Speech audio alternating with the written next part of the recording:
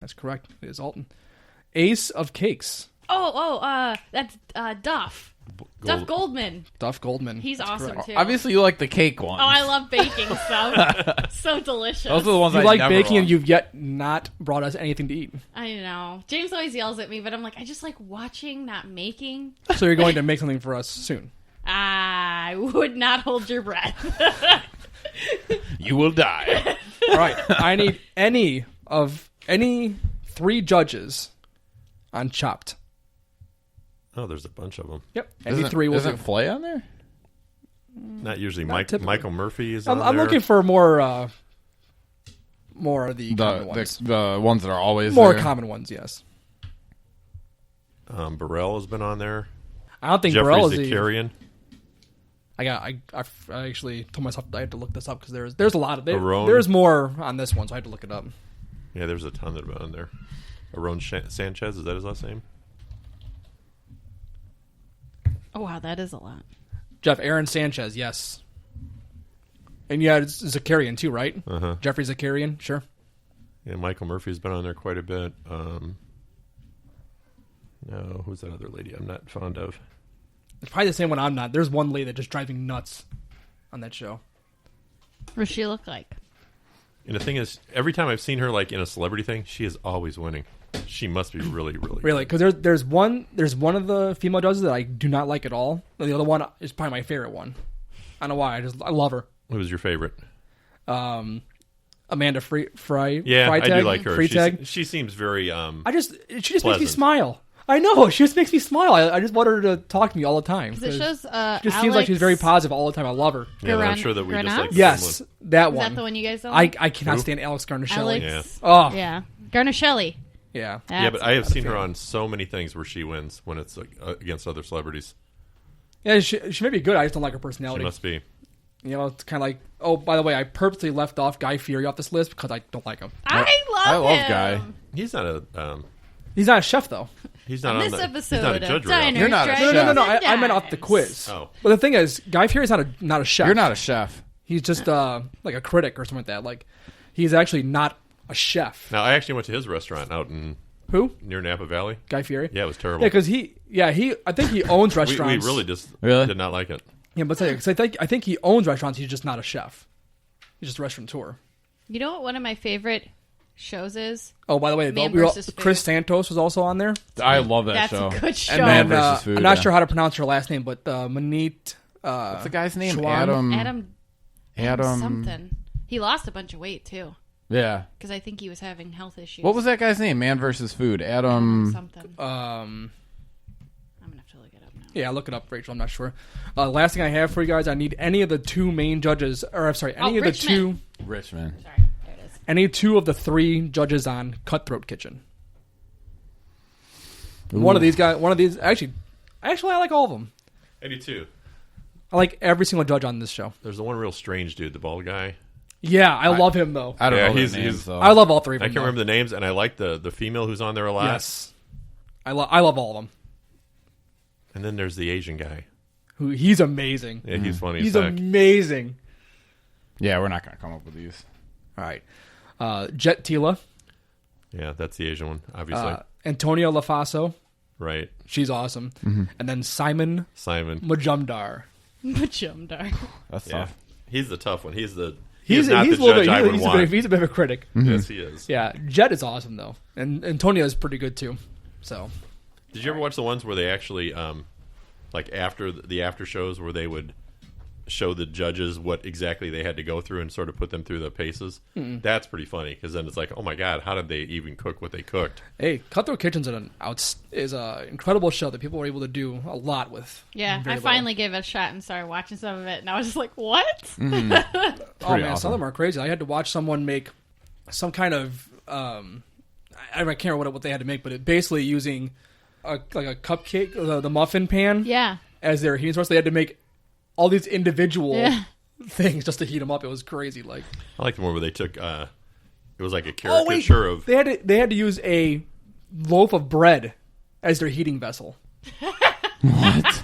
They had to cook everything That'd be rough. inside of a loaf of bread. legendary. I saw the one where they did a caricature of Alton's face. in a skillet. I mean, it was flat, so it was cut out like you would see a caricature. So there was like just tons of areas that were open, and they had to cook on top of that and try to arrange their food so it didn't fall through and stuff like that. But some of the things they've done there are just Hilarious. scary. All right, I'm going to go a little bit back in history, and I'm going to incorporate Black History Month into this. I don't know if you guys remember, there was a question a number of weeks back about Crispus Attucks. Does that sound familiar to you? I'm a Christmas addict.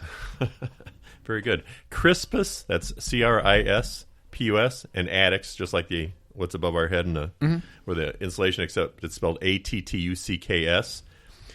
He was the first casualty of the Revolutionary War.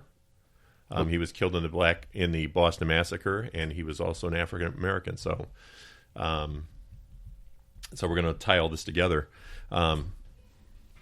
Attucks was born into slavery around 1723, and being as he was born into slavery, there's not really good records of how he got here, what he did here, but he did escape. And again, being as he was on the run for such a long time, a lot of his life is a little bit lost in the history books, because who cared about the slaves? Nobody kept records of them. They didn't care about their history too much.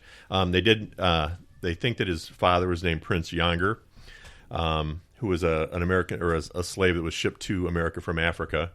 And then Nancy Attucks, who was a Natick Indian. So he was actually of mixed race. Like I say, little is known about his life or his family, except that he reportedly resided in a town just outside of Boston most of his adult life. About his boyhood, there's not a lot said, except that he did escape. He think that his master put an advertisement in 1750 into the Boston Gazette, knowing that he was up this way. They offered to pay £10 for the return of a young runaway slave, and the ad said, "Ran away from his master, William Brown of Farmington, on the 30th of September, a mulatto fellow, about 27 years of age, named Crispus, 6 feet 2 inches high, short curlied hair." So that's what they were looking for, and he was able to manage to escape, and they were never able to round him back up. So apparently he was gifted at buying and trading goods. He actually spent 2 decades on trading ships and whaling vessels coming in and out of Boston. And when he wasn't on the ships, he was actually found work as a rope maker. So that's what he was kind of doing in Boston about the time of this. I wonder if he did the work on the ships just to stay off the radar a little bit, It's probably exactly lay low. Yeah. So let's go back into history a little bit. The Boston Massacre actually took place in 1770. But prior to that massacre, the British had started instituting a number of new taxes. This is obviously before our independence. A number of new taxes on the American colonies, including taxes on tea. I think we've all heard about the Tea Party, which came later. But they put taxes on tea, glass, paper, paint, lead. These taxes were part of a group of laws called the Townshend Acts. And the colonists weren't really thrilled with these laws because they thought they were a violation of their rights. Previously, the British had imposed the Stamp Act, and the colonists weren't crazy about that. So again, they began to protest. And the protests got pretty loud, and the British brought in soldiers to help keep the order. Anyway, as the control over the colonies tightened, the tensions escalated between the colonists and the British soldiers, as you might imagine. Attucks was one of those directly affected by the worsening situation for a couple reasons. Great Britain paid its soldiers like next to nothing, and most of them found it necessary to take a part-time job when they were off duty just to support themselves. So you've got all these troops that are now in town who are competing for jobs. Right. And so the wages were starting to go down because now you were getting more people looking for work than there was actually work available. And so the American workers were seeing their jobs go away and their wages were suffering, so they weren't real happy about this. And in Attucks' case, because he was a seaman, he faced the danger of being seized by one of the British press gangs that the Parliament authorized to forcibly draft sailors into the Royal Navy. So he wasn't a big British fan for a lot of reasons. They were taking his part-time work, which as a rope maker when he was back in town, but then also at any time they could just grab him and put him in the Royal Navy. So he wasn't real fond of them in general. Anyway, on March 2nd of 1770, a fight erupted between a group of Boston rope makers and 3 British soldiers. The conflict escalated about 3 nights later when one of the British soldiers was looking for work, apparently entered one of the British pubs where some of the sailors, one of whom was addicts, happened to be hanging around drinking. Now, there's a lot of different stories about what went on because things got pretty heated, pretty excited. But a small argument broke out between this private Hugh White, who was the one that came in, and a few of the colonists in the Custom House in Boston on King Street. That's where this fracas all began. Fracas. Yeah. The argument got a little more heated, a little bit louder. More and more colonists heard about this. They started coming out, began to harass, throw sticks and snowballs at this private. Soon there were about 50 colonists. The local British officer at the time, a guy by the name of Captain Preston, sent a number of soldiers over to the Custom House to help maintain order. Well, that didn't go over real well because now you got these 50 colonists over here. You got more soldiers coming.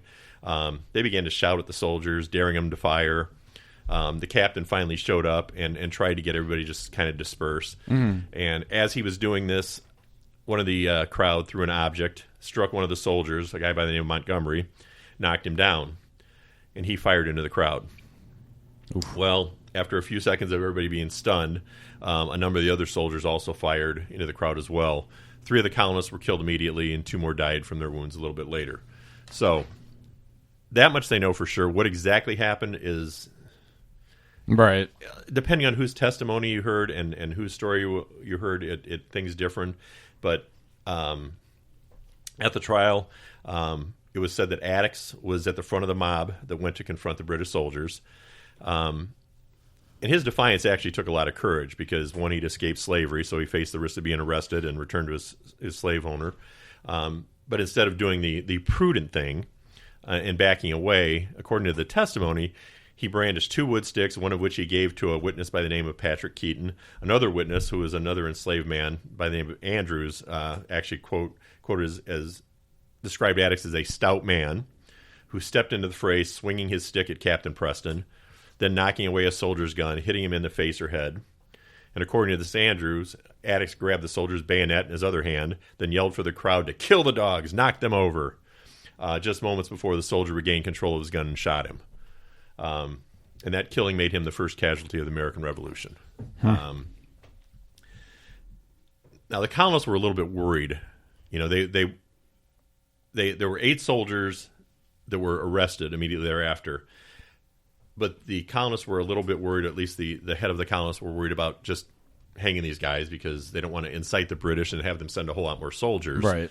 So they figured they owed these guys a trial, but they couldn't really get anybody who really wanted to defend them. Mm-hmm. So a lawyer by the name of John Adams finally stepped up. You guys might know that name. He ended up being the 2nd president of the United States. Sounds familiar. Never heard of him. Yeah. He was a patriot, but he did feel that they deserved a fair trial. And he did a fine job, too. During the trial, he labeled the colonists as an unruly mob that had forced his clients to open fire. He pointed out that Attucks was 6 inches taller than the average man in that era, and that the soldiers indicted for his death depicted him as having a robust physique and a mixed race lineage in an order to justify their fear of him. Adams actually described Attucks as a stout mulatto fellow whose very looks were enough to terrify any person. So they painted him as somebody that they were almost doing this in self-defense. Mm-hmm. Imagine if Jaws was in a lineup. Oh, Guy from James Bond. Yeah. This guy's got metal teeth. Or the Mountain. Oh my goodness. Anyway, Adams went on to charge that Attucks had helped lead the attack.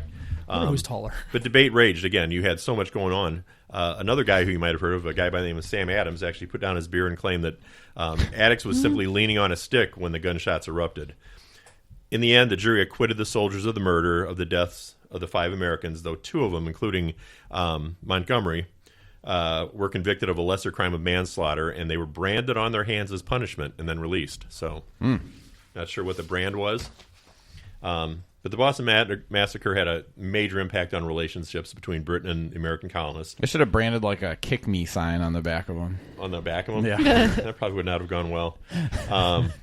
Anyway, the this increased the colonists who were already weary of the British rule and unfair taxation, and was really beginning to get them ready for the whole fight of independence.